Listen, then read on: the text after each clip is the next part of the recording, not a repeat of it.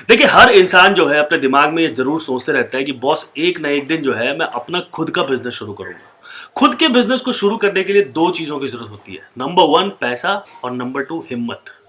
पैसा तो चलिए हम कहीं से भी जुगाड़ लेंगे, बैंक से लोन ले लेंगे, अपने यार दोस्तों से मांग लेंगे, लेकिन 90% जो लोग हैं ना वो हिम्मत नहीं जुटा पाते हैं। आपने अपने मोहल्ले के किसी ठेले वाले को देखा है जो अंडा वगैरह बेचता होगा, वो आपसे ज्यादा हिम्मत वाला है, क्योंकि अगर वो चाहता तो वो 1000-2000 की नौकरी किसी दुकान में पकड़ सकता था, बट उसने हिम्मत दिखाई और उसने अपना खुद का ठेला लगाया। अगर वो आज दिन का 100 रुपये भी कमाता है ना तो वो खुद का कमाता है और अपनी मर्जी का मालिक है। लेकिन हम क्या करते हैं, इतने डरे हुए रहते हैं और हमें हिम्मत नहीं हो पाती है। हम एक सेफ ऑप्शन ढूंढते हैं कि बॉस एक कंपनी पकड़ो जहां पर महीने के एंड में हमें एक सैलरी मिलती जाएगी। देखिए, मैं आपको एक कहावत बताता हूं, मतलब एक फ्रेज बताता हूं। An aeroplane is meant to fly high in the air but it is much safer on the ground.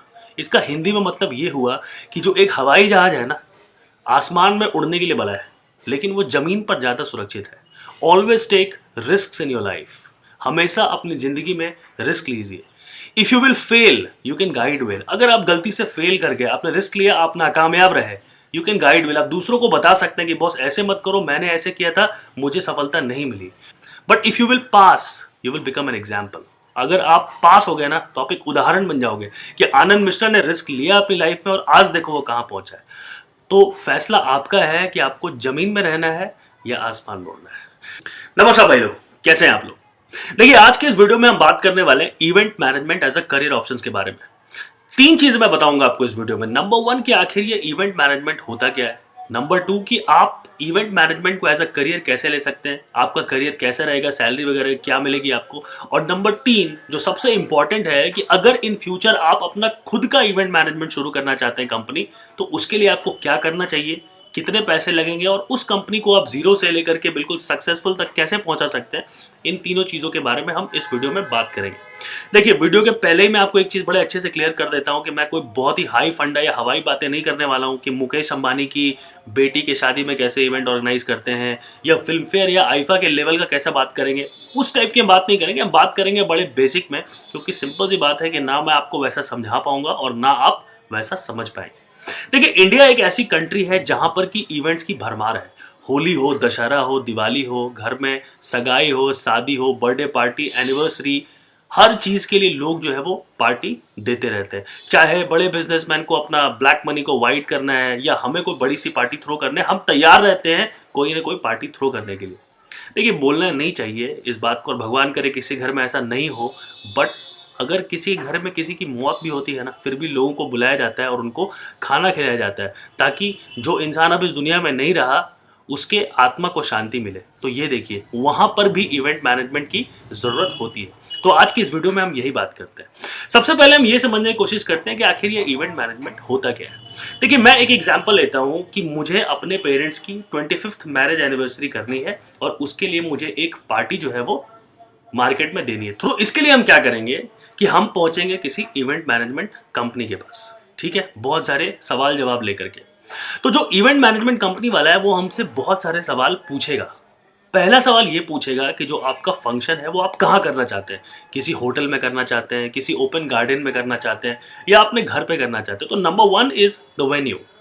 Number two सवाल वो आपसे ये पूछेगा कि आपके फंक्शन में कितने लोग आएंगे, 50 आएंगे, 100 आएंगे, 500 आएंगे, 1000 आएंगे, कितने आएंगे। Number two, number of person. तीसरी चीज, वो आपको बहुत सारे मेन्यू देगा। ये हमारा प्रीमियर मेन्यू है, ये हमारा डिलक्स मेन्यू है, ये हमारा रेगुलर मेन्यू है, ये वेज है, ये नॉन वेज है।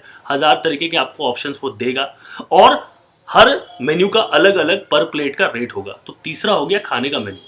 चौथा ये होगा कि वो आपसे ये बोलेगा कि अगर आपके पेरेंट की एनिवर्सरी है तो आप स्टेज वगैरह की आपको रिक्वायरमेंट होगी, तो आप बोलेंगे हाँ बॉस मुझे तो है। तो वो आपको बहुत सारे स्टेज के पिक्चर्स दिखाएगा, फोटोज दिखाएगा कि हाँ ये फोटोज है। फिर फ्लावर का डेकोरेशन होगा। फिर आपको कोई थीम चाहिए कि नहीं मुझे गोल्डन पर्पल थीम चाहिए या ब्लैक एंड व्हाइट थीम चाहिए, जो भी थीम चाहिए आपको, वो हर तरह के आपको एल्बम्स वगैरह दिखाएगा और आप उसको बुक कर देंगे। फिर आप बोलेंगे कि बॉस मेरे को पार्टी में डीजे भी चाहिए, ऑर्केस्ट्रा भी लगाना है, तो वो बोलेगा कि हाँ ये ऑर्केस्ट्रा का इतना लगेगा, इतना लगेगा। वो हर चीज का आपको एक एक पैकेज बताएगा। फाइनली आपको क्या करेगा वो इवेंट मैनेजमेंट वाला, बोलेगा कि मिस्टर मिश्रा इस पूरे इवेंट का मैं आपसे 5 लाख रुपए लूंगा और 5 लाख रुपए में आपको मैं ये सब कुछ करके दे दूंगा, आपको कुछ भी करने की जरूरत नहीं है।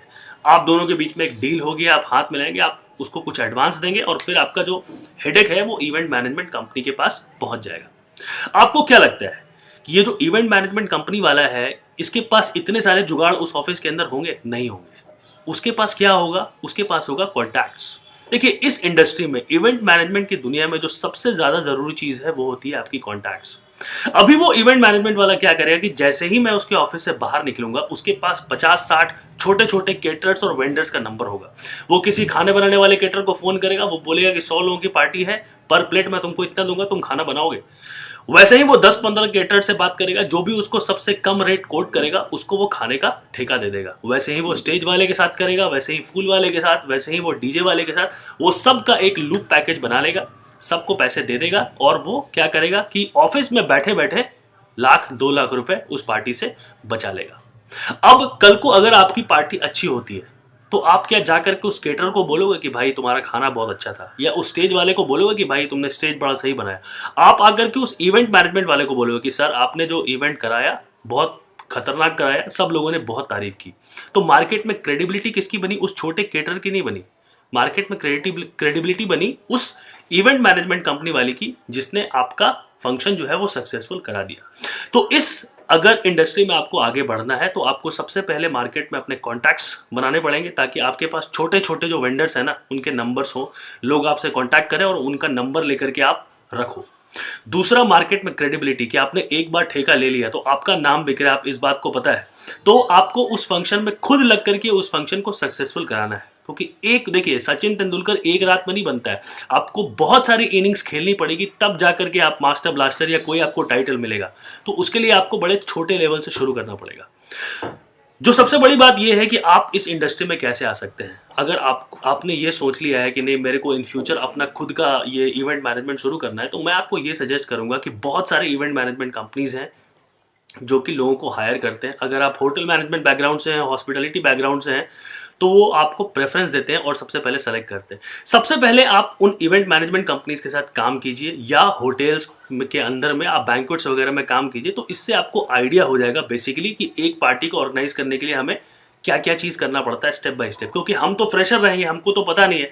तो सबसे पहले धीरे धीरे आप उस इवेंट मैनेजमेंट कंपनीज के साथ रह करके काम को सीखिए, काम की बारीकियों को समझिए। हमारे साथ प्रॉब्लम क्या है कि हमको पहले दिन से चाहिए 1 लाख रुपए की सैलरी।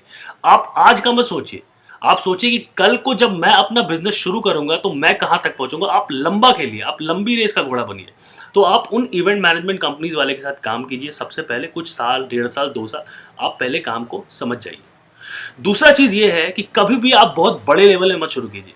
सबसे पहले आपको वो छोटा वाला केटर बनना है, जिसको कि वो बड़े इवेंट मैनेजमेंट कंपनी वाले ने फोन करके बुलाया था ना खाना बनाने के लिए, आपको सबसे पहले वो बनना है। या आपको वो छोटा स्टेज वाला बनना है पहले, तब जाके आप उतनी बड़ी ऑफिस खोलोगे। सबसे पहले आप एक छोटे लेवल से शुरू करेंगे, एक छोटे से कमरे में अपना बिजनेस शुरू करेंगे, जहां पर कि आप बड़े बड़े इवेंट मैनेजमेंट कंपनीज को जाकर के अपना कार्ड देंगे और बोलेंगे कि बॉस हम करते हैं ये काम, आप हमको मौका दो। एक बार इवेंट मैनेजमेंट वाला अगर आपके काम से पसंद आ गया उसको, तो वो आपको बार बार मौका देगा। आप भी पार्टीज में जाएंगे, आप भी गेस्ट से बात करेंगे, और आप भी जो अपना पीआर है, मतलब जो पब्लिक रिलेशन है, गेस्ट से आप बात करके पर्सनली अपना कार्ड बांट करके आप उससे खुद से कांटेक्ट कर सकते हैं। एक बार जब आपको ये पता चल जाए कि आपकी फोन की घंटी बजना शुरू होगी कि हाँ आनंद, क्या आप मेरे लिए 25 लोगों की पार्टी कर सकते हो, 50 लोगों की पार्टी कर सकते हो, अगर आपने खुद से पार्टीज कराना आपने शुरू कर दी और आप सक्सेसफुल हैं, तो आप ये समझ लीजिए कि आप अपनी खुद की इवेंट मैनेजमेंट कंपनी खोलने के लायक हो गए हैं।